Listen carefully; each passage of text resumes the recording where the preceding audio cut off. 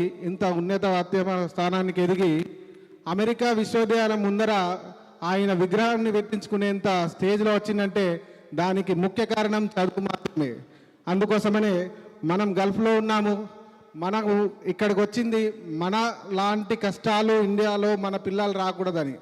So దానికోసమని ఎంత కష్టమైనా చదువును మాత్రం వదలొద్దని చెప్పి మన పిల్లలకి చెప్తాము. మన పిల్లలు కూడా చదువు ముఖ్యము, చదువు ప్రాముఖ్యత మొత్తం చెప్పేసి మనం ఎప్పటికీ అయినా ఎదగాలంటే చదువు అనేది మాత్రమే మనకు సహాయపడుతుందని చెప్పి ఈ సందర్భంగా తెలియజేస్తున్నాను. అందుకోసమని మనమున్న కష్టాలు, మనకి ఈ గల్ఫ్లోకి వచ్చి మనం పని చేసుకుంటూ ఎండలో పని చేసుకుంటూ ఇన్ని కష్టాలు పడుతున్నాము. ఈ కష్టాలు ఇండియాలో ఉన్న పిల్లలకు రావద్దంటే మెయిన్ మనకు కావాల్సింది చదువు మాత్రమే. చదువు ఉంటే మనం ఏదైనా సాధించుకోగలము. అందరికీ జై భీమ్.